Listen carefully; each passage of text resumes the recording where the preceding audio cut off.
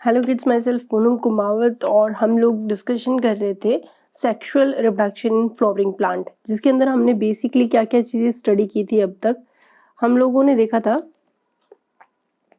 कि जो फ्लावर होता है उस फ्लावर के अंदर हम लोगों ने सबसे पहले मेल रिप्रोडक्टिव पार्ट देखा था, और जो मेल रिप्रोडक्टिव पार्ट होता है उसको हम किस नाम से जानते हैं? एंड्रोशियम से। ठीक है, एंड्रोशियम की अगर हम बात करें तो इसकी एक सिंगल यूनिट को हम किस नाम से जानते हैं? स्टेमन। ठीक है, और स्टेमन के अंदर हम लोगों ने जब देखा तो हमें क्या देखने को मिला? एंथर। ठीक है, एंथर की दो चीजें हम लोगों ने डिस्कशन कर ली थी, बॉल देख लिया था, और एंथर के अंदर बेसिकली प्रेजेंट थे पोलन सैक। ठीक है, पोलन सैक बेसिकली हम माइक्रो स्पोरेंजिया वर्ड भी यूज कर सकते हैं यहाँ पे, माइक्रोस्पोरेंजिया। ठीक है, 4 पोलन सैक प्रेजेंट होते हैं जिनके अंदर आगे क्या बनते हैं? पोलन ग्रेन्स का फॉर्मेशन होता है। पोलन ग्रेन की स्ट्रक्चर हम लोग देख चुके थे, और अगर हम बात करें लेयर्स की तो लेयर भी हम लोगों ने डिस्कशन कर लिया था। एपिडर्मल, एंडोथीशियम मिडल लेयर थी, और टैपेटम लेयर थी। ठीक है, तो इन चारों के चारों लेयर के हम लोगों ने फंक्शन भी देख लिए थे।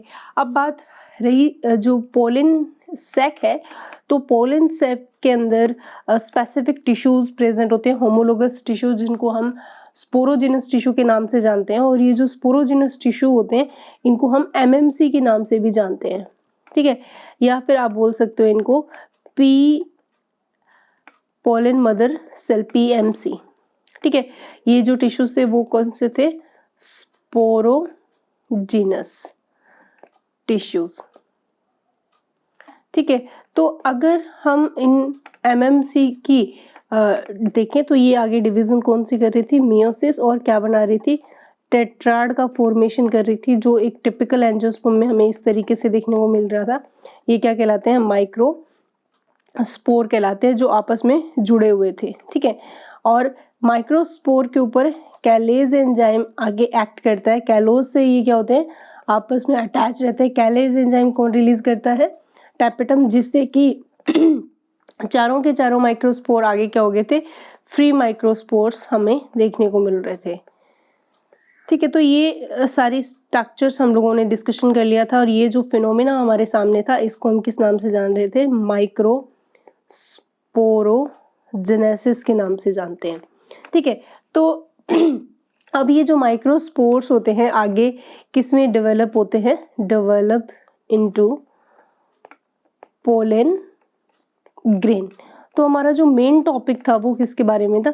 पोलन ग्रेन के बारे में। उससे ही रिलेटेड कुछ और फैक्ट्स थे जो हम लोगों को डिस्कशन करने थे इस वीडियो में। अभी तक हम लोगों ने पोलन ग्रेन के बारे में जो देखा है वो क्या क्या पॉइंट्स है। देखो, पोलन ग्रेन जो होते हैं जनरली, जो अगर हम बात करें इनका जो शेप आता है वो कैसा रहता है? स्पैरिकल रहता है। ठीक है, मेनली तो दूसरा आपसे पूछा जाता है कि इनका डायामीटर कितना होता है। बहुत इंपॉर्टेंट क्वेश्चन है कि पोलन ग्रेन का डायामीटर पूछा जाए तो आप आंसर करोगे 25 से, यानी कि 25 टू 50 माइक्रोमीटर इनका जो रहता है मीटर्स डायमीटर रहता है। देखो, ये सारे क्वेश्चन जो आपके एनसीईआरटी से बिलोंग कर रहे हैं और नीट के ये फेवरेट क्वेश्चंस रहते हैं जो पूछे ही जाते हैं। इसके अलावा आपको जो पोलन ग्रेन होता है, पोलन ग्रेन सराउंडेड बाय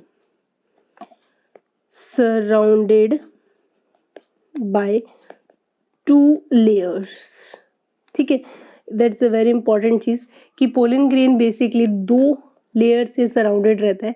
ये दोनों लेयर कौन कौन सी थी? देखो, एक तो थी इनके अंदर एक्साइन लेयर, ठीक है, और एक इनके अंदर कौन सी लेयर थी? एंटाइन लेयर थी। ठीक, एक्साइन को अगर आपको पता है तो ये कौन सी लेयर थी? आउटर मोस्ट लेयर थी, और ये इनर लेयर थी। ठीक है, एक्साइन बेसिकली काफी थिक एंड रिजिड होती है। ठीक है, और जबकि इंटाइन क्या होती है, वो थिन एंड सॉफ्ट लेयर थी, ये ऑर्नामेंटेड होती है। क्योंकि ये डिफरेंस आपके बोर्ड में पूछा जाता है, what is the difference between exine and intine, तो ऑर्नामेंटेड होती है।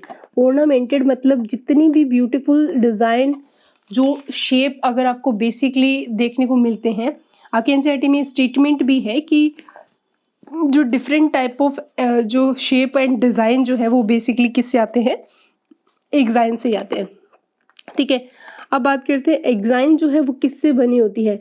एक्साइन लेयर जो होती है कंसिस्ट ऑफ एक special highly resistant organic material से बनी होती है, जो क्या था, स्पोरोपोलेनिन। ठीक है, जबकि ये तो बहुत सिंपल लेयर होती है और ये बनी होती है पैक्टीन एंड सेल्यूलोज से बनी होती है। यहाँ पे जो ये स्पोरोपोलिनिन है ना, ये बहुत इंपॉर्टेंट रोल प्ले करता है, क्योंकि ये क्या है, ये हाईली रेजिस्टेंट ऑर्गेनिक मैटर है। ठीक है, और बेसिकली ये दो चीजों के लिए रिस्पॉन्सिबल होता है। देखो, अगर एक तो ये किस तरीके का है, नॉन बायोडिग्रेडेबल है, पहली चीज तो आप याद रखो, नॉन बायोडिग्रेडेबल। ठीक है, दूसरी चीज जो स्पोरोपोलिनिन होता है वो हाई टेम्परेचर, ठीक है, और स्ट्रॉन्ग एसिड, ठीक, एंड एल्कली, इन सब का इसके ऊपर कोई भी अफेक्ट नहीं होता। ठीक है, और ना ही इसको कोई एंजाइम, नो एंजाइम जो इसको क्या कर दे, डिग्रेड कर दे। ठीक है, तो मैंने पहले भी बताया था कि जो फॉसिल्स जो होते हैं वो अच्छी कंडीशंस में हमें इसी वजह से मिलते हैं, क्योंकि स्पोरोपोलिनिन की वजह से जो फॉसिल्स रहते हैं वो क्या रह सकते हैं, प्रिजर्व रहते हैं। ठीक है, तो फॉसिल्स जो रहते हैं वो, अगर हम देखें फॉसिल्स ऑफ पोलिन ग्रेन, वो प्रेजेंट होते हैं इन गुड कंडीशन। ठीक है, स्पोरोपोलिन की वजह से। अब हम बात करते हैं, तो जो स्पोरोपोलिनिन जो फॉसिल्स के चारों तरफ प्रेजेंट रहता है, और इनर वॉल जो रहती है वो आपको पता है थिन होती है, सिंपल होती है, और इलास्टिक नेचर की भी होती है। That's a very important. इसका नेचर कैसा होता है, इलास्टिक नेचर की होती है। पैक्टोसेलुलोज की ये बनी हुई थी। ठीक है, अगर हम डायग्रामेटिकली देखें तो जो ये मान के चलते हैं, ये हमारे पास कौन सी लेयर है, ये हमें दिख रही है लेयर इंटाइन। ठीक है, और मैंने बोला कि काफी सुंदर दिखते हैं ये। इस तरीके से हमारे पास जो लेयर आ रही है वो लेयर है एक्साइन। ठीक है, अच्छा, कुछ कुछ ऐसी जगह होती है जहाँ पे एक्साइन लेयर क्या होती है, एब्सेंट होते हैं, ये वाला पोर्शन। ठीक है, तो ये जो पोर्शन जहाँ पे एक्साइन एब्सेंट होता है, यहाँ पे एब्सेंस ऑफ क्या होती है, एक्साइन, और इनको हम किस नाम से जानते हैं, जम पोर के नाम से जानते हैं। ठीक है, तो जम पोर बेसिकली क्या है, अगर आपसे पूछा जाए तो ये जम पोर जो होते हैं वो छोटे से एपरेचर होते हैं, यानी कि स्मॉल एपरेचर्स हैं। ठीक है, और ये कहाँ प्रेजेंट होते हैं, प्रेजेंट ऑन एक्साइन लेयर, और कहाँ कैसे बनते हैं, जहाँ पे एब्सेंस रहती है। ठीक है, तो ऐसी कुछ जगह जहाँ पे एक्साइन नहीं होती तो वहाँ पे ये पोर्स बनते हैं। अगर जर्म पोर का फंक्शन हमसे पूछा जाए तो जर्मिनेशन के बाद जो पोलन ग्रेन से पोलन ट्यूब फॉर्म होती है वो यहीं से आती है, यानी कि इंटाइन जो होती है वो यहीं से बाहर निकलती है एज ए पोलन ट्यूब में, यानी कि intine comes out as a pollen tube. ठीक है, तो इसके अलावा हम लोगों को अंदर क्या देखने को मिलता है, इस तरीके से इसके अंदर एक बड़ी सी सेल देखने को मिलती है। इस बड़ी सी सेल को हम किस नाम से जान रहे थे, वेजिटेटिव सेल।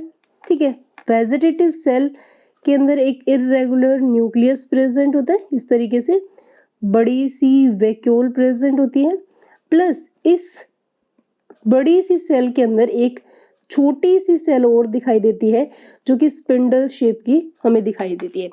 इस तरीके से हमारे पास स्ट्रक्चर आती है तो वो जो वेजिटेटिव सेल थी ना बच्चों, वो कैसी है, अगर उसके पॉइंट्स देखें तो वो लार्ज सेल होती है, ठीक है। इसके अंदर इररेगुलर शेप का क्या प्रेजेंट होता है, शेप न्यूक्लियस होता है, ठीक है। और वेजिटेटिव सेल जो है, अगर और इसके बारे में बात करें तो यहाँ पे जो आउटर मोस्ट जो हमारे पास सबसे बड़ी सेल्स रहती है वो वेजिटेटिव सेल्स होती है, जैसे कि मैंने पहले भी बता दिया आप लोगों को। और जो ये वेजिटेटिव सेल होती है ना, इसकी अगर हम लोग देखें तो ये इसके अंदर मतलब ये काम क्या करती है बेसिकली, तो ये फूड स्टोरिंग का काम करती है, यानी कि खाना जो है इसी के अंदर स्टोर रहता है। इसका जो वैक्यूल है वो बेसिकली खाने को क्या करके रखता है, स्टोर करके रखता है, ठीक है। उसके बाद हमारे सामने इसी की वेजिटेटिव सेल के साइटोप्लाज्म में एक स्पिंडल शेप स्ट्रक्चर की सेल क्या करती रहती है, फ्लोट करती रहती है, ठीक है, फ्लोट इन साइटोप्लाज्म, ठीक है। और इसको हम क्या बोलते हैं, जनरेटिव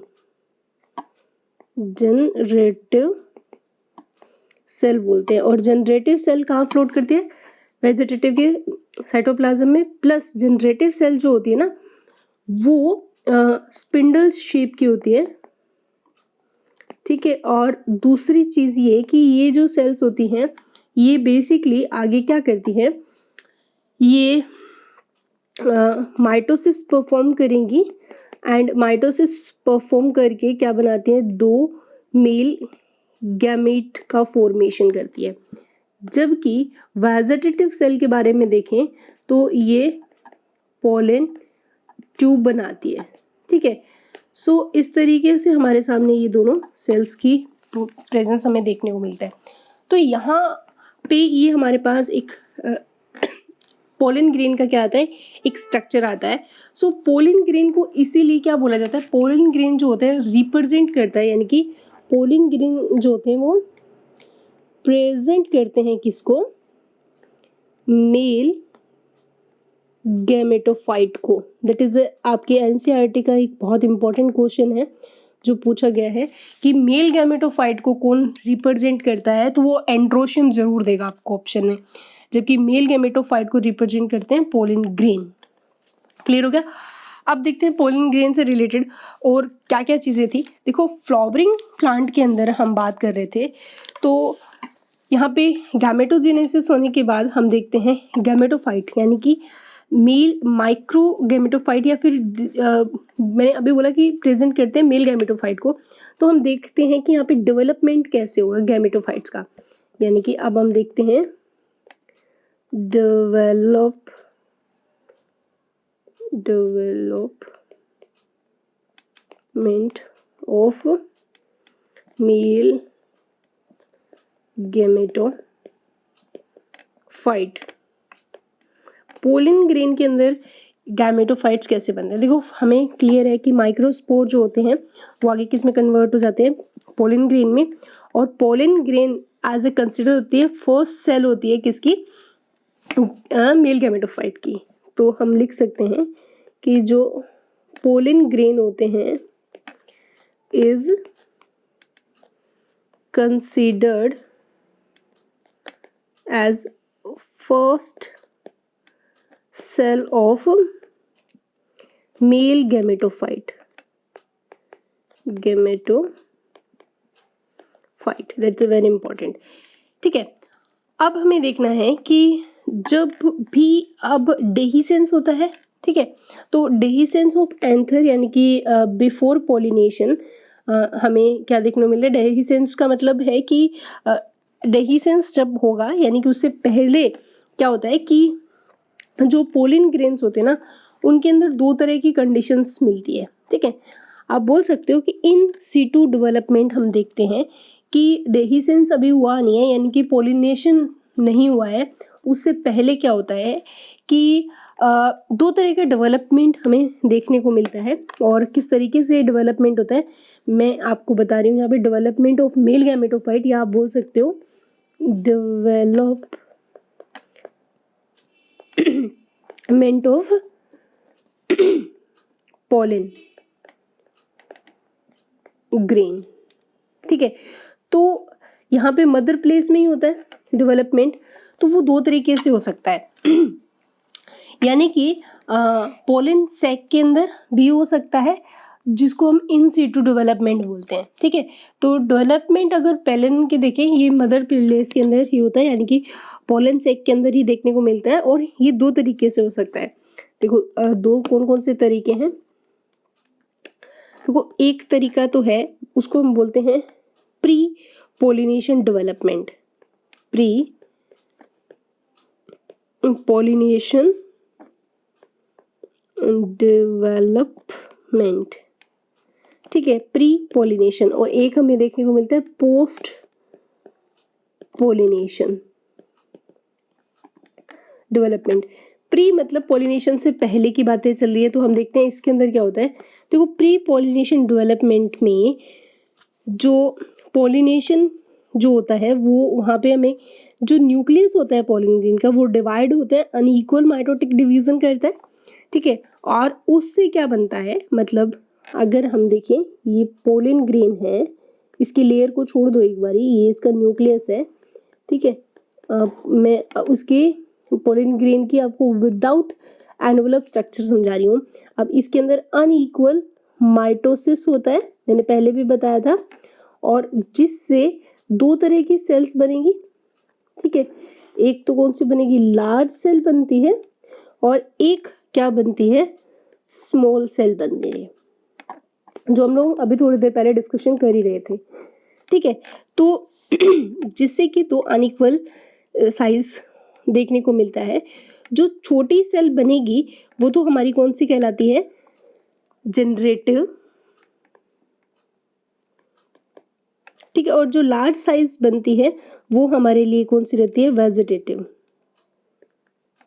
वेजिटेटिव, ठीक है। तो अब हमें यहाँ क्या देखना है कि ये जो सेल स्ट्रक्चर है वो पोलन ग्रेन की कैसे देखने को मिल रही है। देखो अगर आप यहाँ ध्यान से देखोगे तो यहाँ पे एक पोलन ग्रेन में बेसिकली कितने सेल्स आपको दिखाई दे रहे हैं, दो सेल्स दिखाई दे रहे हैं। एक वेजिटेटिव सेल जिसमें लार्ज न्यूक्लियस होता है, और एक रहती है जो कि जो वेजिटेटिव सेल है ना, आप उसको एक और नाम से भी जान सकते हो, ट्यूब सेल के नाम से। मैंने बताया था कि पोलन ट्यूब का फॉर्मेशन करती है, तो आप इसको ट्यूब सेल के नाम से भी जान सकते हो। एक होती है जनरेटिव सेल। तो ऐसी कंडीशन में जो ये पोलन ग्रेन है वो कैसा है, बाइसेल्ड है, या फिर बोल सकते हो टू सेल्ड स्टेज देखने को आपको मिल रही है। ध्यान से समझ रहे हैं यहाँ पे। ठीक है, अब क्या है, टू सेल स्टेज है और प्री पोलिनेशन डेवलपमेंट की बात चल रही है।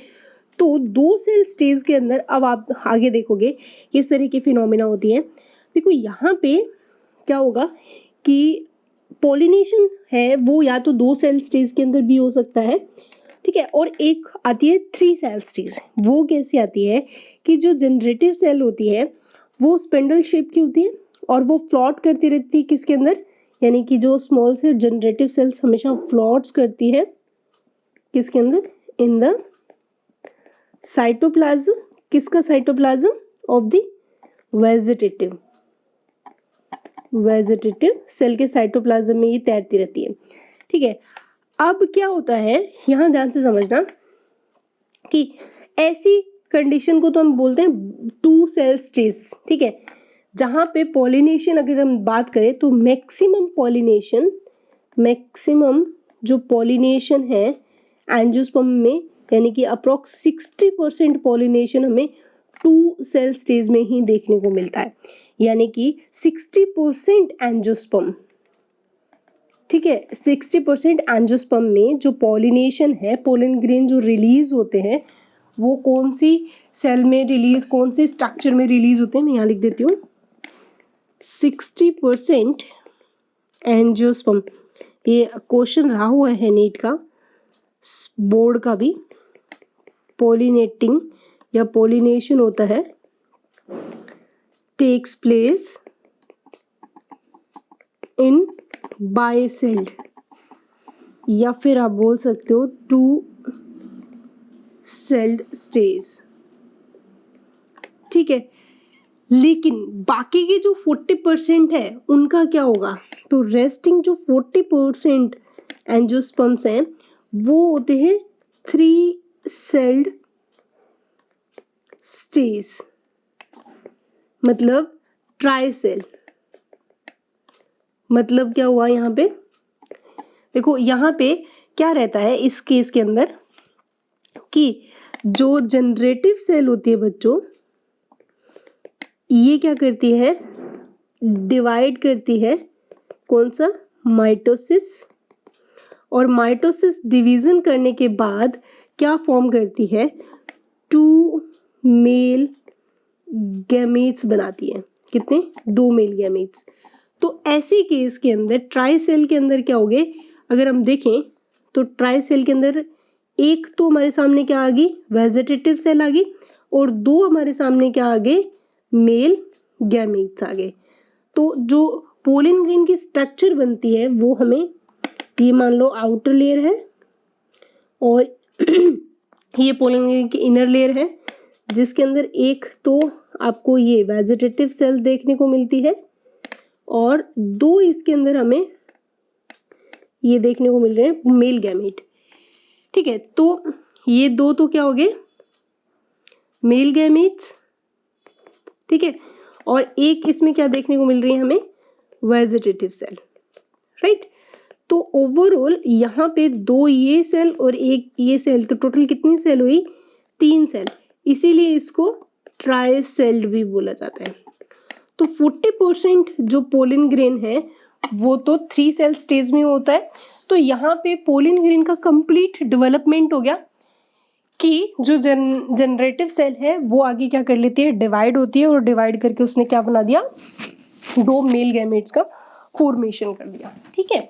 तो ये तो एक पॉइंट था, लेकिन ऐसा 40% केसेस में आता है। अदरवाइज पोस्ट पोलिनेशन डेवलपमेंट में देखें, डेवलपमेंट, ऐसी कंडीशन में क्या होता है, इस कंडीशन में क्या होता है, जो डेवलपमेंट होता है पोलन ग्रेन का वो कहाँ जाके होगा, यानी कि development of pollen grain takes place on the stigma, ठीक है। तो ये कौन से रेशियो में रहेगा, 60%, क्योंकि 60% 2 सेल स्टेज में होता है, ठीक है। तो ये जो 60% पोलन ग्रेन होते हैं वो इनके अंदर जो मेल गैमेट का फॉर्मेशन है बेसिकली कहाँ जाके होएगा, जब वो लैंड कर जाएंगी स्टिग्मा पर, ठीक है। तो आफ्टर पॉलिनेशन, तो इसका मतलब ये डेवलपमेंट कब होगा, आफ्टर पोलिनेशन होगा, ठीक है। और आफ्टर पोलिनेशन क्या होगा इस डेवलपमेंट के दौरान, अगर हम देखें तो यहाँ पे आपको क्या देखने को मिलेगा इस केस में जो पोलन होते हैं वो एब्जॉर्ब करेंगे मॉइस्चर को, ठीक है, एंड शुगर कंटेंट, जो कि उन्हें कहाँ मिलेगा, फ्रॉम द स्टिग्मा, ठीक है। डायग्रामेटिकली देखें तो मान लीजिए ये हमारे पास क्या है, स्टिग्मा है, और स्टिग्मा से ये निकल रही है स्टाइल, ठीक है। और स्टाइल फिर आगे किस में जाती है, ओवरी में, ठीक है। तो अब जो पोलन ग्रेन है वो मान लीजिए इस तरीके से यहाँ आके पोलिनेट होते हैं, और 2 सेल स्टेज हमें देखने को मिल रही है, ये वेजिटेटिव सेल है और ये जनरेटिव सेल है, ठीक है। तो पहले तो पोलन ग्रेन यहाँ पे जितना भी मॉइस्चराइजर प्रेजेंट होगा उस सबको क्या करेगा, वो एब्जॉर्ब करेगा। तो ये क्या होते हैं, शुगरी कंटेंट होता है, शुगर प्लस कुछ केमिकल्स यहाँ पे प्रेजेंट है। तो अगर आपको पता है तो इसको एब्जॉर्ब करके वेजिटेटिव सेल्स क्या बनाती है, इस तरीके से पोलन ट्यूब का फॉर्मेशन करती है, अगर आपको याद हो, ठीक है। तो यहाँ पे पोलन ट्यूब का फॉर्मेशन, ये क्या है, पोलन ट्यूब, ठीक है, कैसा मूवमेंट होता है, कीमोट्रॉपिक मूवमेंट आपको मूवमेंट देखने को मिलता है। और इसके अंदर जो जनरेटिव सेल्स होती है वो आगे डिवाइड करती है और दो क्या बनाती है, मेल गैमेट्स बना देती है, ये होते हैं मेल गैमेट्स। ठीक है, तो ये जो डेवलपमेंट हो रहा है यहाँ पे वो पॉलिनेशन के बाद हुआ, क्योंकि पॉलिनेशन होने के बाद यहाँ पे ये फिनोमिना हमें देखने को मिलती है। तो अब समझ में आ गया, यहाँ पे पोलन जो होते हैं पहले एब्जॉर्ब करते हैं मॉइस्चर को और शुगर को, जो कहाँ मिलते हैं उनको स्टिग्मा पे मिलते हैं। ठीक है, उसके बाद क्या होगा, अब जैसे ही वो शुगरी कंटेंट और केमिकल्स को एब्जॉर्ब कर लेंगे, देन जो साइटोप्लाज्म का वॉल्यूम है वो इंक्रीज हो जाएगा, जिससे कि क्या एक प्रेशर जनरेट होगा। इसको आगे मूव कंटिन्यू करते हैं, तो आगे क्या होगा कि इसको अपने इस तरीके से लिखते हैं आगे, वॉल्यूम्स ऑफ पोलन ग्रेन का साइटोप्लाज्म क्या हो जाएगा, इंक्रीज हो जाएगा। ठीक है, जिससे क्या होगा, एक प्रेशर जनरेट होगा। ठीक है, यानी कि हम स्टेप देखें तो आफ्टर पोलिनेशन की बात है, तो पहले स्टेप में पोलन क्या करेगा, एब्जॉर्ब करता है, फिर उसके बाद में सेकंड स्टेप में क्या आएगा, उसके ऊपर जो साइटोप्लाज्म है उसका वॉल्यूम इंक्रीज हो जाएगा। थर्ड स्टेप में यहाँ लिख रही हूँ। ठीक है, थर्ड स्टेप में क्या होगा, exerts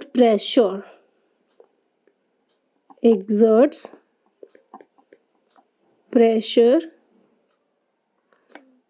on both outer layer। ठीक है, आउटर लेयर मतलब एक्साइन और एंटाइन। ठीक है, दोनों लेयर पे क्या होगा, प्रेशर जनरेट होगा। फोर्थ पॉइंट पे क्या हमें देखने को मिलेगा, इस प्रेशर से एंटाइन जो होगी, बिकॉज ऑफ दिस प्रेशर जो एंटाइन होगी ना वो बाहर निकलेगी out through any one germ pore. एक ही पोलन ट्यूब बनेगी तो एक जर्म पोर हमें देखने को मिलेगा, एक जर्म पोर से वो बाहर निकलेगी in the form of tube like structure. ठीक है, अब यहाँ पे इस ट्यूब को हम किस नाम से जानते हैं, पोलन ट्यूब। ठीक है, उसके बाद क्या होगा, पोलन ट्यूब बनने के बाद फिर फिफ्थ स्टेप हमारा कंप्लीट होता है और फिफ्थ स्टेप में हमें क्या देखने को मिलेगा, फिफ्थ स्टेप अगर हम देखें तो फिफ्थ स्टेप में हमारे सामने क्या होगा कि जो फर्स्ट ऑफ ऑल जो वेजिटेटिव न्यूक्लियस होगा, यानी कि फर्स्ट ऑफ ऑल वेजिटेटिव जो न्यूक्लियस होगा वो एंटर करेगा इनटू पोलन ट्यूब में।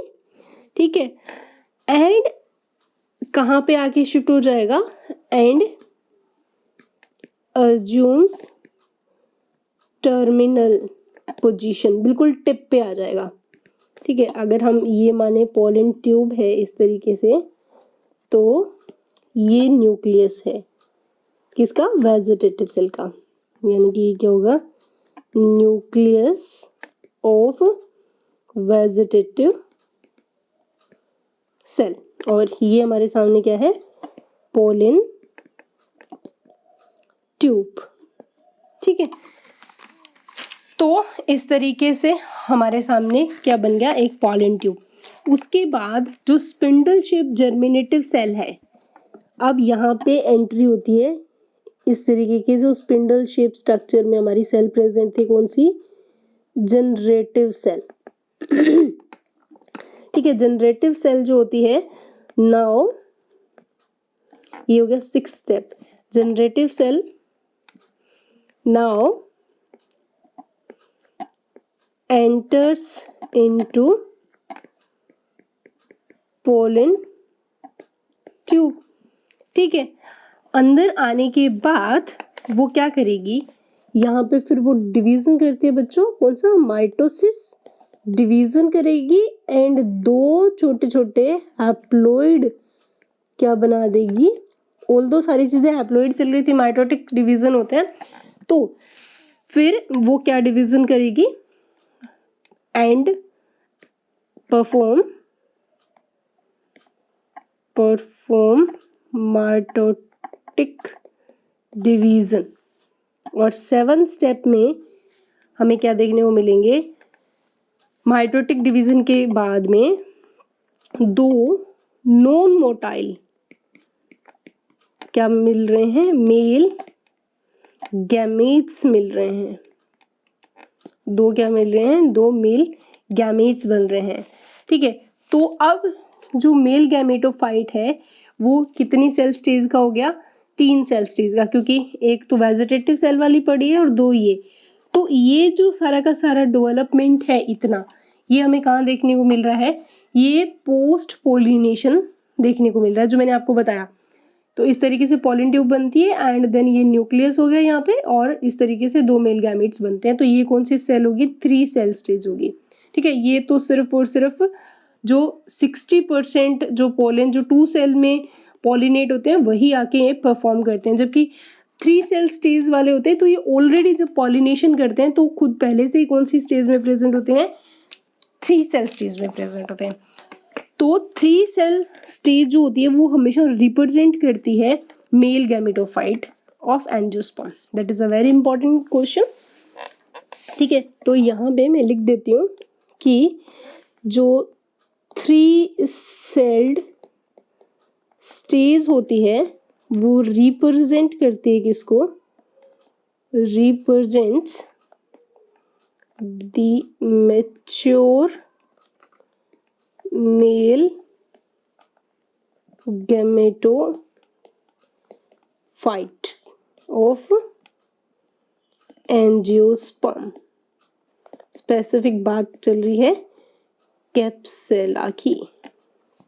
ठीक है, तो मेल गैमेटोफाइट होता है एंजियोस्पर्म में, वो हाईली रिड्यूस होते हैं और कंप्लीटली डिपेंड होते हैं किस पे, स्पोरोफाइट्स पे। ठीक है, तो अब यहाँ पे जो हम देखें तो किसी भी मैच्योर पोलन ग्रेन जो बनता है वो एमएमसी से बनता है। तो यहाँ पे 2 माइटोसिस डिवीजन की जरूरत रहती है, यानी कि ओवरऑल हमें मेल गैमेटोफाइट यानी कि मेल गैमेट्स बनाने के लिए कितने डिवीजन की जरूरत होती है, ध्यान से सुनना है इस क्वेश्चन को।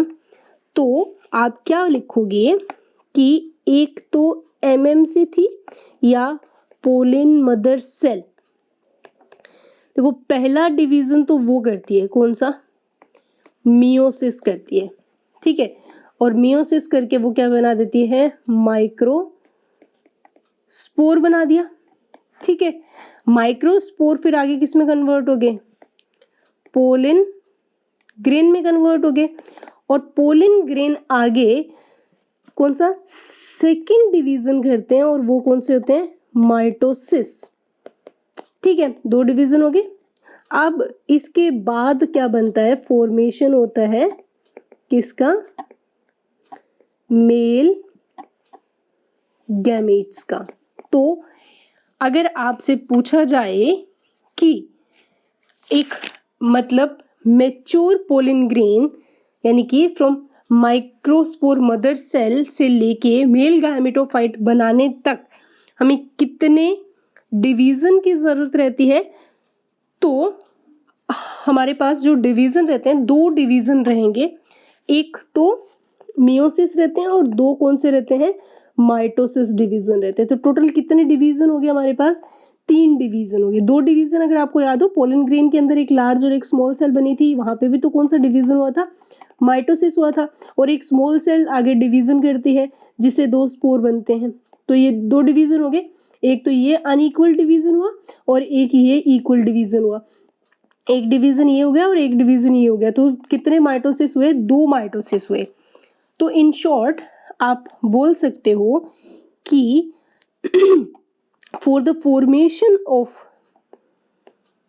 ये क्वेश्चन आया हुआ है तब मैं आपको बता रही हूँ, for the formation of mature, word use कर रही हूँ, मैच्योर मेल गैमेटोफाइट, क्योंकि गैमेटोफाइट को रिप्रेजेंट कौन करता है, पोलिन ग्रेन करता है। तो मैच्योर मेल गैमेटोफाइट को बनाने के लिए हमें टोटल कितने डिवीजन की रिक्वायरमेंट रहती है, तो 3 डिवीजन की रिक्वायरमेंट रहती है, 3 डिवीजन रिक्वायर्ड। कौन कौन से, एक तो मियोसिस डिवीजन, ठीक है, यानी कि 1 मियोसिस एंड 2 माइटोसिस डिवीजन, ठीक है। एक तो क्या चाहिए, मियोसिस डिवीजन चाहिए और 2 माइटोसिस डिवीजन चाहिए, जिससे हमारे पास क्या बन जाएगा, मैच्योर मेल गैमेटोफाइट्स बन जाते हैं, ठीक है। तो ये तो था हमारे पास कंप्लीट स्ट्रक्चर, सारे क्वेश्चन जो हमारे सामने रहते हैं पोलन ग्रेन से। इसके अलावा कुछ और इंटरेस्टिंग फैक्ट्स जो है हमारे सामने आते हैं पोलन ग्रेन के, वो कौन कौन से हैं, तो यानी कि हम पढ़ रहे हैं some facts about pollen grain, ठीक है। पोलन ग्रेन की कुछ इकोनॉमिक इंपॉर्टेंस भी देखने को मिलेगी और कुछ ऐसे स्पेशल स्ट्रक्चर भी देखने को मिलती है। देखो पहला फैक्ट तो ये है कि कुछ ऐसी फैमिली होती है जिसके अंदर पोलन ग्रेन जो है वो एक बैग लाइक स्ट्रक्चर के अंदर पैक हो जाते हैं, और वो जो बैग लाइक स्ट्रक्चर कहलाती है पोलिनियम कहलाती है, ठीक है। तो अगर आपसे पूछा जाए पोलिनियम क्या होता है, ठीक है, तो पोलिनियम के बारे में आप बोल सकते हो, यानी कि कौन कौन सी फैमिली की बात चल रही है, तो कैलोट्रोपिस, कैलोट्रोपिस यानी कि आँख, और आर्किड्स, आर्किडेसी जो फैमिली होती है ना, इन फैमिलीज के अंदर क्या होता है कि जो पोलन ग्रेन्स होते हैं, ग्रेन्स एक दूसरे से जुड़ जाते हैं together to form bag like structure, और इस बैग लाइक स्ट्रक्चर को हम किस नाम से जानते हैं, पोलिनियम बोला जाता है। स्ट्रक्चर देखें कैसी होती है, तो वो इस तरीके से है, तो आपके सामने स्ट्रक्चर है, आप देखोगे तो ये इस तरीके से बैग लाइक स्ट्रक्चर, ये बैग लाइक स्ट्रक्चर आपके सामने क्लियरली दिख रही है, और इस बैग लाइक स्ट्रक्चर में ये छोटे छोटे आपको क्या देखने को मिल रहे हैं, पोलन ग्रेन्स देखने को मिल रहे हैं, और ये आपस में एक दूसरे से जुड़े हुए रहते हैं। तो ये जो स्ट्रक्चर है इसको हम क्या बोलते हैं, पोलिनियम बोला जाता है, राइट। तो पोलिनियम जो कैलोट्रोपिस का है ये कॉन्स्टिट्यूट करता है ट्रांसलेटर एपरेटस भी। तो in Calotropis pollinium of Calotropis is constitute of translator aperture, ठीक है। इसके अलावा सेकंड हमें क्या देखने को मिलता है, पॉलीस्पोरी वर्ड भी यूज किया जाता है। पॉलीस्पोरी में क्या होता है, अगर एक एमएमसी से, अगर आपको पता है पॉलीस्पोरी लिखते हैं, सेकंड हमारे पास जो फैक्ट आता है वो होता है पॉलीस्पोरी, ठीक है। पॉली का मतलब होता है बहुत बहुत सारे स्पोर, सीधी सी बात, यानी कि मैनी स्पोर्स। देखो बेसिकली नॉर्मली हमारे सामने क्या कंडीशन रहती है बच्चों, नॉर्मली जो एक एमएमसी होती है वो कौन सा डिवीजन परफॉर्म करती है, मियोसिस परफॉर्म करती है, जिससे 4 क्या बनते हैं, माइक्रो स्पोर बनते हैं, जो कि एज ए टेट्राड के रूप से जानते हैं, जिनको हम क्या बोलते हैं, टेट्राड, ठीक है। लेकिन पॉलीस्पोरी के अंदर क्या होता है, more than 4 pollen grains build होते हैं, क्योंकि हर एक माइक्रोस्पोर आगे जाके किस में कन्वर्ट हो जाता है, पोलन ग्रेन में। तो एक टेट्राड से more than pollen grains are found in tetrad.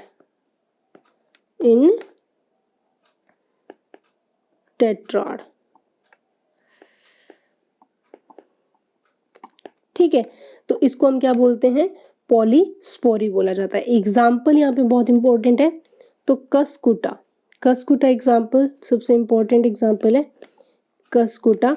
बोला जाता है अमरबेल को, ठीक है, यानी कि अमरबेल यानी कि कस्कुटा, एक ऐसा प्लांट जो कभी फोटोसिंथेसिस नहीं करता, एक ऐसा प्लांट जो कि एज ए पैरासाइट प्रेजेंट होता है, ठीक है, तो ये है पॉलीस्पोरी।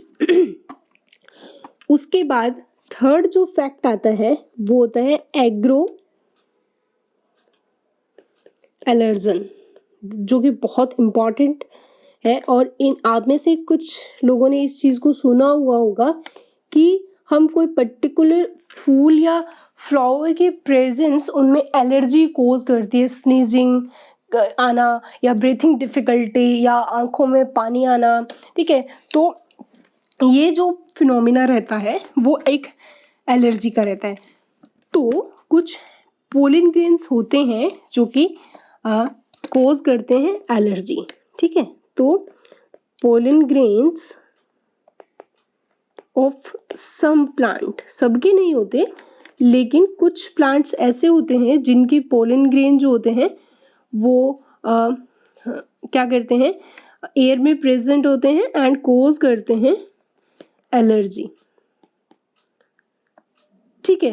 तो that's a very important thing कि पोलन ग्रेन यहाँ पे as a allergy causing substance यानी कि एलर्जन के नाम से भी जाना जाता है। तो ऐसे पोलन ग्रेन्स को हम किस नाम से जानते हैं, एलर्जन या एग्रो एलर्जन। समझ में क्या एलर्जन्स क्या होते हैं, ऐसे पोलन ग्रेन जो कि एलर्जी कोज करते हैं। अब आते हैं एग्जाम्पल, कौन कौन से एग्जाम्पल है, तो एग्जाम्पल में है कौन लिखें, एक है चिनोपोडियम, ठीक है, एक है पार्थेनियम जो कि आपके एनसीईआरटी में दिया हुआ है, बोर्ड का फेवरेट क्वेश्चन है पार्थेनियम को कैरेट ग्रास बोला जाता है, ठीक है, तो it's a very very important, ठीक है। इसके अलावा एक एग्जाम्पल है सोरगम, ठीक है, और एक है एमरेंथस, ठीक है। तो आपके लिए तो बोर्ड के पॉइंट ऑफ व्यू से तो parthenium is a very important, carrot grass है ये जो है कि बहुत भयंकर एलर्जी कोज करते हैं, ठीक है। और इनफैक्ट एक तो एग्जाम्पल और भी है जो हे फीवर के नाम से आता है, तो हे फीवर डिजीज हम बोलते हैं कि अगर पोलन ग्रेन से फीवर जैसी कंडीशन आती है, is caused by pollens of ambrosia, ठीक है, तो एम्ब्रोशिया के जो पोलन ग्रेन्स होते हैं वो हे फीवर कोज करते हैं, ठीक है। तो अब क्या है कि जो ये पोलन ग्रेन्स होते हैं ना, ये बेसिकली क्या क्या कोज कर रहे हैं, ये सब कुछ कोज करते हैं। देखो सीधी सी बात, पोलन ग्रेन एलर्जन तो है ही है, साथ में ही जो एलर्जन पोलन ग्रेन्स होते हैं यानी कि जो ये एलर्जन्स होते हैं बेसिकली ये क्या करते हैं, ये कोज करते हैं chronic respiratory disorder, chronic respiratory disorder, right. तो यहाँ पे कौन कौन से डिसऑर्डर आएंगे, तो हम ऑर्डर रख सकते हैं, यहाँ पे आप लिख सकते हो अस्थमा, ठीक है, इसके अलावा आप ब्रोंकाइटिस, ठीक है, bronchitis etcetera.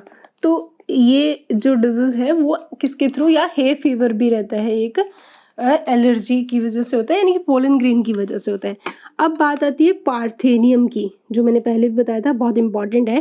Parthenium that comes into India as a contaminated with important wheat has been ubiquitous in occurrence, यानी कि पार्थेनियम जो है इंडिया में जो वीट लाई गई उसके साथ कंटामिनेटेड होके यहाँ पे आई। ठीक है, तो ये आपका एक एनसीईआरटी का स्टेटमेंट है जिसको आपको बहुत अच्छे से नोट करना है, पार्थेनियम से रिलेटेड ही है।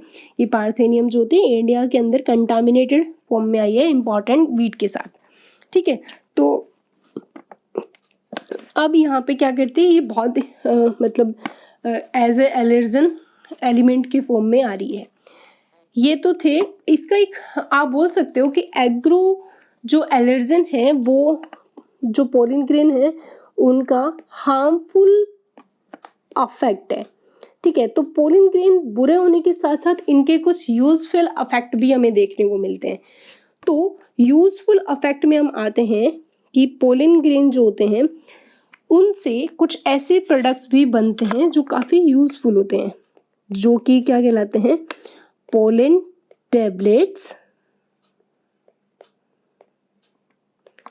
ठीक है, और एक आ सकता है पोलन सिरप। ठीक, तो इनका जो डायग्राम है वो आपके एनसीईआरटी ने मेंशन किया हुआ है जो कि इस तरीके से है। तो ये डायग्राम आपने देखा होगा अपनी एनसीईआरटी के अंदर, जिसके अंदर इस तरीके से तो टेबलेट के फॉर्म में या फिर पोलन प्रोडक्ट्स के फॉर्म में पोलन आते हैं। तो पोलन प्रोडक्ट्स करके it's a very important role play करते हैं ये, यानी कि pollen grain of many plants जो होते हैं वो पोलन ग्रेन बेसिकली अगर हम बात करें तो पोलन ग्रेन जो होते हैं पोलन पोलन ग्रेन्स, ठीक है, pollen grains of many plants are rich in nutrients. क्योंकि अगर आपको याद हो तो वेजिटेटिव सेल जो होती है वो काफ़ी ऐसे फूड प्रोडक्ट को स्टोर करके रहती है। ठीक है, तो अब इन दिनों काफ़ी फैशन में है कि जो पोलन प्रोडक्ट्स हैं उनका as a food supplement use किया जाता है। उनको कैसे यूज़ किया जाता है, एज ए फूड सप्लीमेंट्स। ठीक है, तो इन प्रोडक्ट्स को एज ए फूड सप्लीमेंट लिया है। वेस्टर्न कंट्रीज़ के अंदर बहुत लार्ज नंबर में पोलन प्रोडक्शन किया जाता है और उनसे क्या बनाई जाती हैं, उनसे टेबलेट्स भी बनाई जाती है और उनसे सिरप भी बनाए जाते हैं। ठीक है, तो ये मार्केट के अंदर अवेलेबल रहते हैं। ठीक है, अब जो पोलन है उनका कंजप्शन एथलीट्स और जो रेस हॉर्सेस होते हैं इनके अंदर पावर को इंक्रीमेंट या इनके अंदर एनर्जेटिक बनाने के लिए भी रिस्पॉन्सिबल होते हैं। दैट्स वेरी इंपॉर्टेंट, यानी कि जो पोलन होते हैं वो pollen consumption has been claimed to increase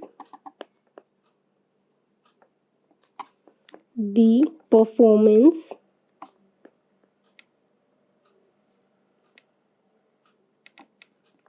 of athletes and race horse। ठीक है, तो ये बहुत इंपॉर्टेंट स्टेटमेंट है आपके एनसीईआरटी का है, उन्होंने राइट एंड रॉन्ग करके पूछा था, तो ये बिल्कुल राइट स्टेटमेंट है। इसके अलावा पोलन जो है, और हम अगर बात करें तो पोलन की अलग अलग वैरायटी हमें देखने को मिलता है, यानी कि कुछ ऐसी फैमिली भी देखने को मिलती है कि एक मदर सेल से हमें क्या देखने को मिलती है, एक मदर से 4 पोलन ग्रेन हमारे सामने बनते हैं। लेकिन कुछ फैमिली के अंदर ये एक्सेप्शनली एक पोलन ग्रेन भी बन सकता है, यानी कि बनते तो 4 है जिसमें से 3 नॉन फंक्शनल और एक फंक्शनल रहता है। ये एक्स्ट्रा पॉइंट है। इसके अलावा आपसे पूछा जा सकता है लार्जेस्ट पोलन, ये क्वेश्चन पूछा गया है, लार्जेस्ट पोलन कौन सा है, तो आंसर आप दोगे मिराबिलिस। ठीक है, इसके अलावा आपसे पूछा जाता है स्मॉलेस्ट पोलन, तो आंसर आ जाएगा माइसोसिस्ट। ठीक है, और एक आपसे पूछा जाता है लॉन्गेस्ट पोलन, तो आंसर आएगा जोस्टेरा। ये इंपॉर्टेंट है, ये एग्जाम में पूछा गया है। जोस्टेरा, ठीक है। जोस्टेरा है वो बेसिकली ग्रास है, सी ग्रास है, ठीक है। तो फिलीफॉर्म पोलन और फिलीफॉर्म पोलन या फिर फिलामेंटस पोलन ग्रेन बोला जाता है इनको, क्योंकि काफी लंबे होते हैं। तो इनको हम किस नाम से जानते हैं? या तो फिलामेंटस पोलन वर्ड यूज किया जाता है, या फिर इनके लिए फिलीफॉर्म पोलन वर्ड भी यूज किया जाता है। रिबन लाइक होते हैं, काफी बड़े होते हैं, ठीक है। इसके अलावा हमारे साथ नेक्स्ट पॉइंट आता है पोलन का, वो आता है वाइबिलिटी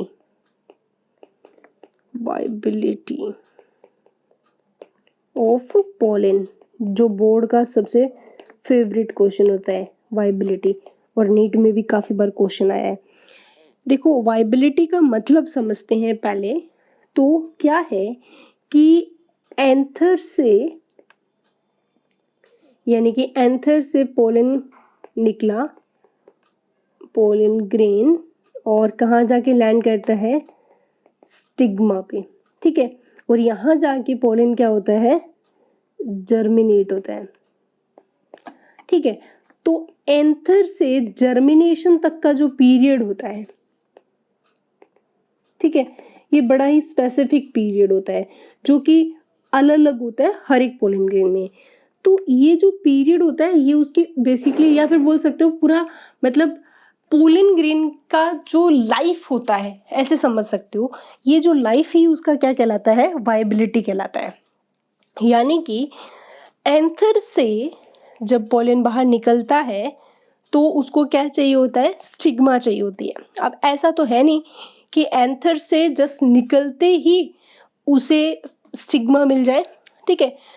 तो ऐसे केस के अंदर अगर उसको एक पर्टिकुलर पीरियड के अंदर अगर स्टिग्मा नहीं मिलती है, तो ये जो पोलन ग्रेन होता है ये यूँ समझ लीजिए ये डिस्ट्रॉय हो जाता है, ये मतलब डीजनरेट हो जाता है, ठीक है। तो इनकी जो वाइबिलिटी होती है वो सबकी वैरी करती है, ठीक है, क्योंकि वेरिएबल होती है, हाईली वेरिएबल होती है। लेकिन इनकी कुछ ऐसे भी होते हैं जो पीरियड होता है पोलन का वाइबिलिटी का, वो एक्सटेंड हो जाता है depend on temperature and particular humidity. यानी कि अगर एंथर से पोलन बाहर निकला है और उसको एक अपना फेवरेबल टेम्परेचर ह्यूमिडिटी मिल जाए, तो हो सकता है लिटिल बिट ये वाइबिलिटी इंक्रीज हो सकती है, ठीक है। अदरवाइज अगर उसको अपना पर्टिकुलर टारगेट पॉइंट नहीं मिलता तो वहाँ पे उसकी वाइबिलिटी क्या हो जाएगी? खत्म हो जाएगी, वो लॉस कर देगा अपनी वाइबिलिटी, मतलब उसकी जर्मिनेटिंग कैपेसिटी, राइट। तो अब उसकी जर्मिनेटिंग कैपेसिटी जो है वो कितने पीरियड की रहती है, वो बेसिकली उसकी क्या कहलाती है? वाइबिलिटी। अब वाइबिलिटी क्या करती है? वैरी करती है। तो हम देखें तो कुछ ऐसे सम सीरियल्स के अंदर हम देखें, जैसे कि राइस एंड व्हीट, बेसिकली हम देखें तो इनके अंदर जो पोलन ग्रेन होते हैं, pollen grain loss viability with in 30 minutes, ठीक है। तो इसका मतलब इनका जो वाइबल पीरियड कितना होता है? 30 मिनट्स का, ऑफ देयर रिलीज। अगर अंदर बैठे तब तो कोई दिक्कत नहीं है, बाहर आने के बाद में। ऐसे ही कुछ फैमिली है, जैसे कि उनके मेंबर, रोजेसी फैमिली के मेंबर, लेग्यूमिनेसी फैमिली के मेंबर, इसके अलावा सोलेनेसी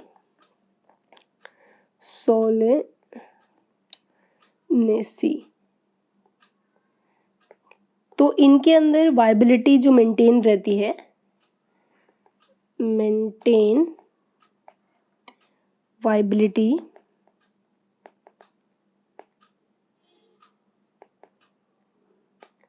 फॉर मंथ्स। ठीक है, तो इनके अंदर जो वाइबिलिटी रहती है वो कुछ महीनों की भी हो सकती है, कुछ मिनट्स की भी हो सकती है, लेकिन मैंने एक स्टेटमेंट बोला था जो कि आपके एनसीईआरटी का स्टेटमेंट है, यानी कि जो वाइबिलिटी का पीरियड है, अगर हम बात करें तो period for which pollen grain remain viable is highly variable and to some extent depends on the ये एनसीईआरटी का स्टेटमेंट आपके prevailing temperature and humidity। ठीक है, तो टेम्परेचर और ह्यूमिडिटी की बेसिस पे जो इनका वाइबिलिटी पीरियड है वो एक्सटेंड हो सकता है। तो ये थी वाइबिलिटी जो कि कुछ पीरियड की भी यानी कि कुछ टाइम की भी हो सकती है और कुछ महीनों की भी हो सकती है, राइट। उसके बाद हमारे पास आता है सबसे लास्ट टॉपिक जो कि पोलन ग्रेन से रहता है, वो होते हैं पोलन बैंक।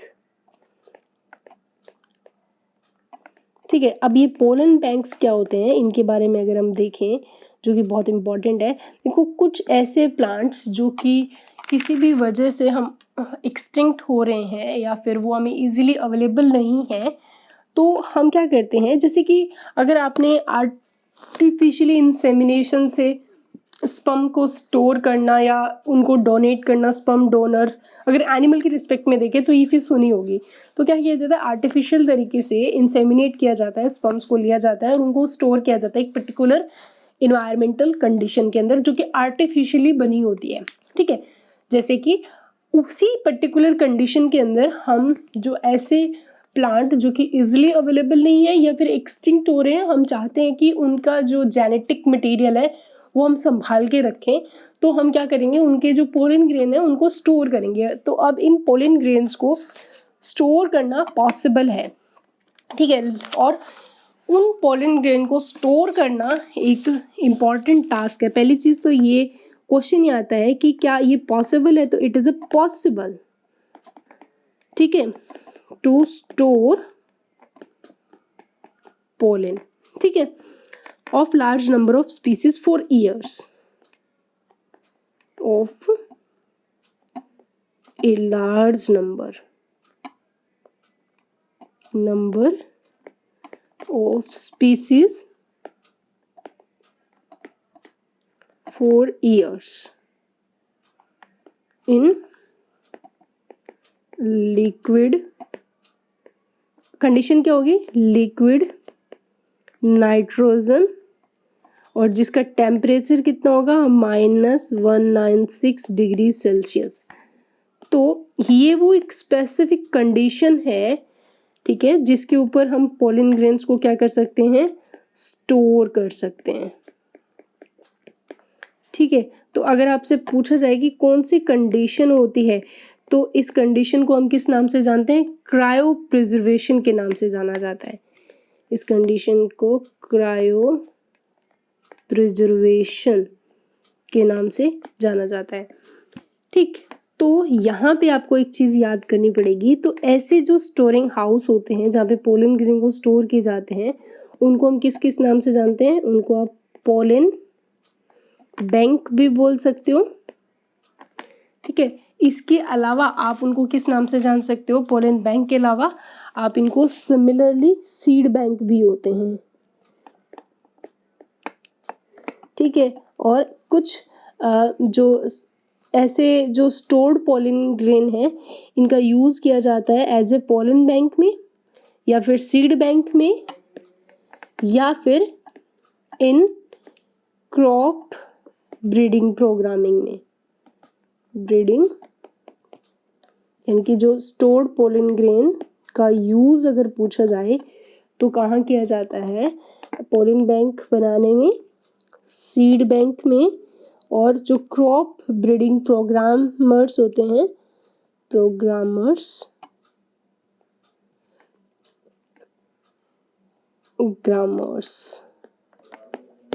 ठीक है, तो इन सब में इनका क्या किया जाता है? यूज किया जाता है। ठीक है, तो ये सारी चीजें थी, वो सारे फैक्ट्स जो कि पोलन ग्रेन के बारे में थे। कौन कौन से फैक्ट्स है वो अगर हम देखें दोबारा से तो हमारे सामने आएंगे, क्योंकि ये एनसीईआरटी में दिए हुए हैं लेकिन एक लिमिटेड पॉइंट पे दे रखे हैं। इन सब से क्वेश्चंस आए हुए हैं हमारे सामने। तो हम लोगों ने जो यूजफुल फैक्ट देखे थे, एक तो था पोलेनियम कैलोट्रोपिस का एग्जाम्पल रहेगा, पूछा हुआ है। पॉलीस्पोरी तो कसकोटा के अंदर हमें देखने को मिलती है, बहुत सारे पॉलन ग्रेन बनते हैं एक मदर सेल से, सीधी सी बात। एग्रो एलर्जन क्या है? तो ऐसे कुछ प्लांट्स होते हैं जिनके पॉलन ग्रेन क्या कोज करते हैं बच्चों? एलर्जी कोज करते हैं। पार्थेनियम यहाँ पे सबसे टॉप मोस्ट एग्जाम्पल रहेगा। हे फीवर, अस्थमा, ब्रोंकाइटिस, ऐसी क्रोनिक रेस्पिरेटरी डिजीज ये कोज करते हैं। पॉलन टैबलेट और एज अ सिर्फ फूड सप्लीमेंट के फॉर्म में यूज किया जाता है, क्योंकि इनके अंदर काफी न्यूट्रिएंट्स होते हैं।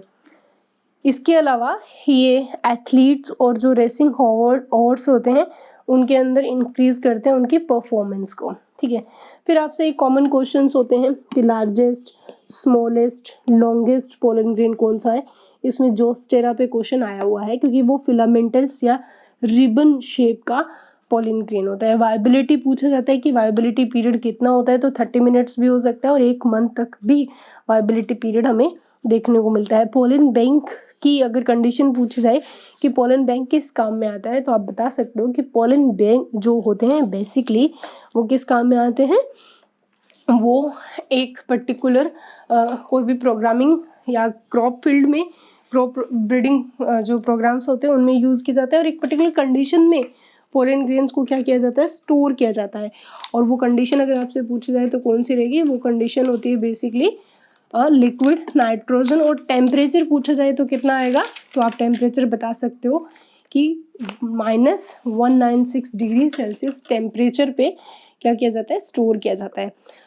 तो बच्चों ये थी हमारे पास पहली फिनोमिना जो कि मेल रिप्रोडक्टिव के अंदर देखने को मिल रही थी। हम लोग क्या देख रहे हैं? सेक्सुअल रिप्रोडक्शन देख लेना, सेक्सुअल रिप्रोडक्शन। ठीक है, और सेक्सुअल रिप्रोडक्शन के 3 इवेंट होते हैं, आपको पता है। हम उसमें से कौन सा स्टार्ट कर चुके हैं? Pre fertilization. ठीक है, और प्री फर्टिलाइजेशन में हमें क्या करना होता है बच्चों? गैमेट्स फॉर्मेशन करना होता है। गैमेट फॉर्मेशन करना होता है।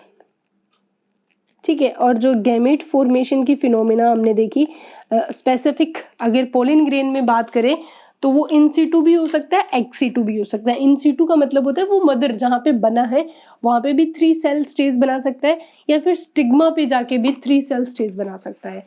ठीक है, तो यहाँ पे जो गैमेटोजेनेसिस की फिनोमिना है, गैमेट फॉर्मेशन करने तो एक तो हम बनाएंगे मेल गैमेट, ठीक है, और एक हम बनाते हैं फीमेल गैमेट। अभी तक हम लोगों ने क्या पढ़ लिया? मेल गैमेट कैसे बनता है। तो मेल गैमेट की हमारे पास फिनोमिना कहाँ से स्टार्ट हुई थी? एंथर। और हमने एंथर से क्या निकाला था? Pollen sac. ठीक है, पोलन सैक से क्या निकाली थी? एमएमसी। एमएमसी से क्या बने थे? माइक्रोस्पोर। ठीक है, और माइक्रोस्पोर से फिर आगे क्या बने थे? Pollen grain. ठीक है, यहाँ तक की फिनोमिना हम लोगों ने कंप्लीट कर लिया है। और पोलन ग्रेन आगे क्या बनाते हैं? 2 मेल गैमेट बनाता है, राइट। इस तरीके से हम लोगों के सामने फिनोमिना कंप्लीट हो गई। ठीक है, ये फिनोमिना क्या कहला रही थी? माइक्रोस्पोरोजेनेसिस। माइक्रोस्पोरोजेनेसिस। ठीक है, और ये पोलन ग्रेन से मेल गैमेट्स का बनना जो फिनोमिना होती है वो क्या थी? Development of pollen. और ये हम लोगों ने दोनों तरीके से देखी थी, प्री पोलिनेशन और पोस्ट पोलिनेशन। ठीक है, तो इस तरीके से यहाँ पे मेल गैमेट्स तो हम बना चुके हैं। अब हम नेक्स्ट क्लास में कैसे देखेंगे कि जो फीमेल गैमेट्स है वो किस तरीके से बनते हैं। ठीक है, तो मेल गैमेट की फिनोमिना कंप्लीट हो जाएगी। फिर हम देखेंगे फीमेल गैमेट किस तरीके से बनता है। फीमेल गैमेट के लिए जो साइट हमारे पास रहेगी वो तो बेसिकली क्या रहती है, एंड्रोशियम, और उसकी सिंगल जो यूनिट है उसको हम क्या बोलते हैं, पिस्टिल बोला जाता है। तो पिस्टिल के अंदर हम देखेंगे उसकी स्ट्रक्चर कैसी होती है, जो कि हम नॉर्मली जानते हैं। ये क्या होता है, स्टिग्मा है, और ये क्या है, स्टाइल है, और ये क्या होती है, ओवरी, और ओवरी में क्या प्रेजेंट होता है, ओव्यूल, और ओव्यूल में हमें क्या बनाना है, एग। ठीक है, तो ये एग कैसे बनेगा, ठीक है, तो और इस फिनोमिना को हम इसको हम माइक्रोस्पोरोजेनेसिस बोल रहे थे, तो यहाँ पे जो वर्ड यूज करेंगे वो मेगास्पोरोजेनेसिस के फॉर्म में कंसिडर करेंगे। तो यहाँ पे जो फिनोमिना होगी वो उसको हम क्या बोलेंगे, मेगा स्पोरोजेनेसिस। ठीक है, तो हम देखेंगे कि मेगास्पोरोजेनेसिस की फिनोमिना किस तरीके से कंप्लीट होती है, राइट। तो ये जो कंप्लीट होने के बाद में प्री फर्टिलाइजेशन का ये तो कौन सा था, पहला इवेंट था।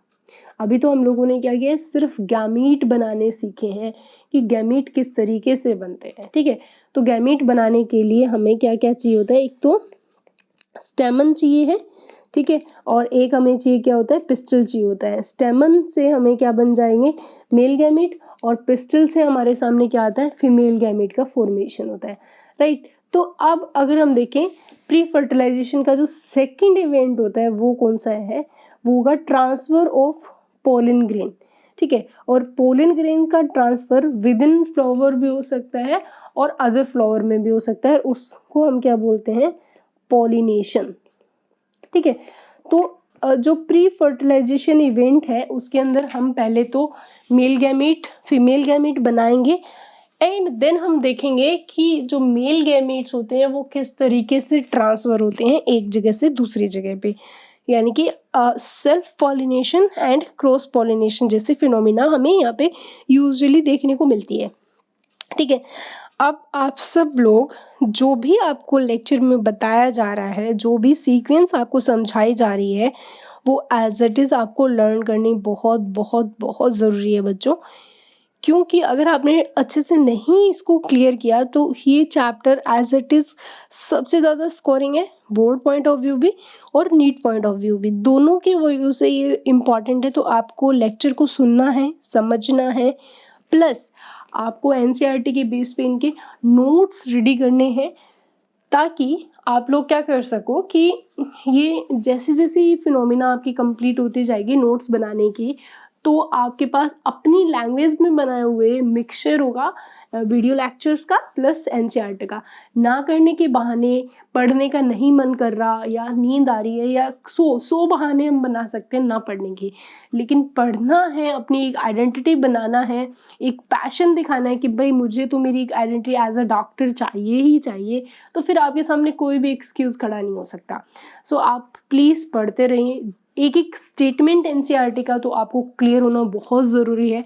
मेरी 101% कोशिश रहती है कि मैं एनसीईआरटी का डायग्राम भी वहीं से लूँ, जो भी स्टेटमेंट है वो वहीं से पिकअप किए जाए, ताकि स्टेटमेंट वाइज कोई भी क्वेश्चन आए तो आप 100% उसको सॉल्व कर सकें। ठीक है, तो यहाँ पे हम लोगों ने कंप्लीट फिनोमिना देख चुके हैं, मेल रिप्रोडक्टिव फिनोमिना। ठीक है, नेक्स्ट क्लास में हम लोग देखेंगे फीमेल रिप्रोडक्टिव फिनोमिना, जिसके अंदर स्टिग्मा, स्टाइल, ओवरी, इनके बारे में पढ़ेंगे। ओवरी में ओव्यूल कैसे प्रेजेंट होता है ये हम देखेंगे। इसके अलावा एक ओव्यूल के अंदर एम्ब्रियो सैक कैसे बनेगा और एम्ब्रियो सैक में एग का फॉर्मेशन कैसे होगा।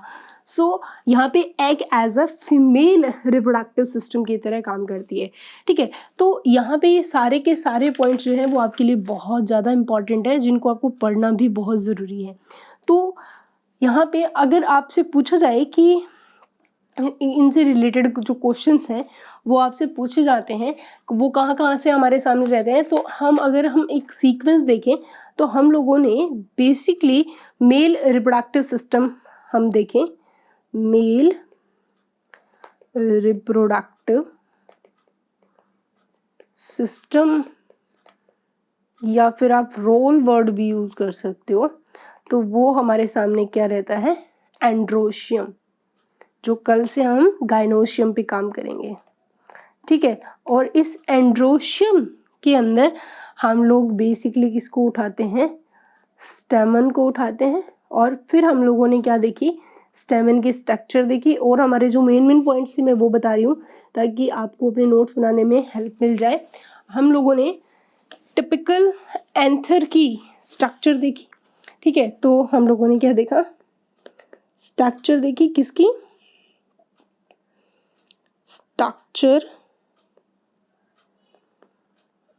ऑफ एंथर, जिसमें हमें वॉल देखने को मिली और पॉलन सेक देखने को मिला, ठीक है।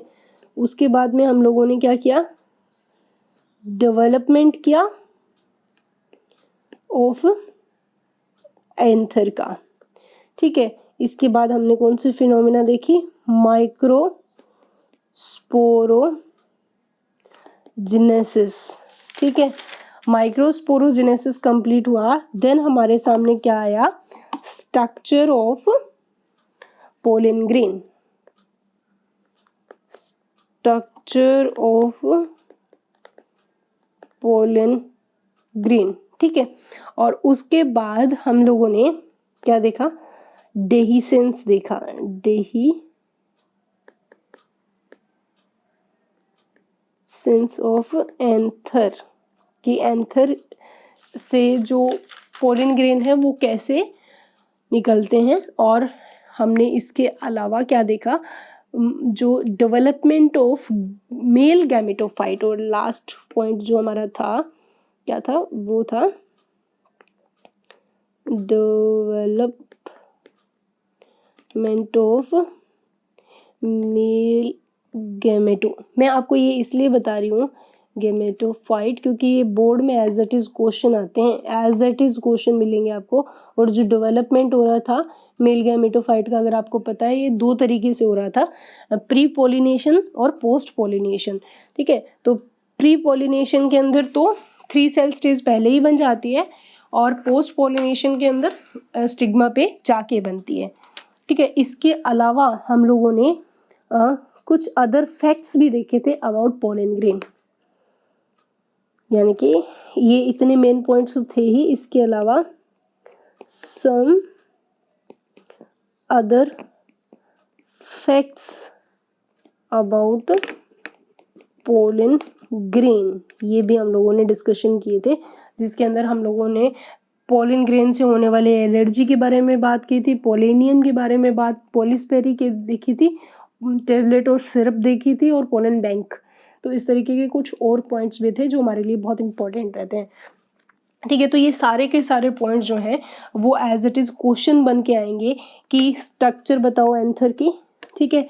तो वहाँ पे बेसिकली हमें क्या बतानी होती है, वॉल बतानी होती है, जो कि अलग अलग 4 लेयर की बनी हुई थी। एंथर का development, microsporogenesis is a very important question for board exam, structure pollen grain की, डेहिसेंस की phenomena, development of male gametophyte. तो ये सारे के सारे को बोर्ड के भी यहाँ पे बहुत इंपॉर्टेंट क्वेश्चंस हमारे सामने बन के तैयार हो चुके हैं, ठीक है। तो ये सारे के सारे क्वेश्चन जो हैं आपको बहुत अच्छे से क्लियर होने चाहिए।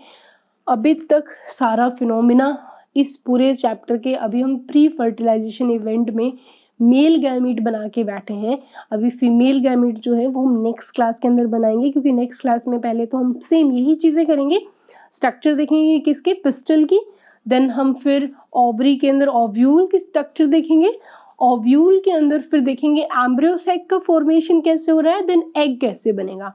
जब एग बन जाएगा देन हम देखेंगे कि एंथर से स्टेमन उड़कर या किसी वाटर की हेल्प से, एयर की हेल्प से, या फिर किसी इंसेक्ट या एनिमल की हेल्प से स्टिग्मा तक कैसे पहुंचता है, प्लस उसके बाद कैसे वो पोलन ट्यूब एंटर करेगी ओव्यूल में, एंड देन कैसे डबल फर्टिलाइजेशन की फिनोमिना होगी।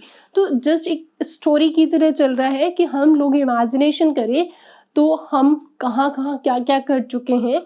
ओवरऑल एक फ्लावर से हमने एंटर किया स्टेमन में, स्टेमन से anther, pollen sac, MMC, microspore, pollen grain, pollen grain से क्या बना लिए, मेल गैमेटोफाइट, यानी कि 2 मेल गैमेट बना के हम रेडी हैं। यानी कि पोलन ट्यूब में सीधी सी बात है 2 मेल गैमेट्स क्या कर रहे हैं, वेट कर रहे हैं फीमेल के अंदर एग बनने का या फिर एग के साथ फ्यूज होने का।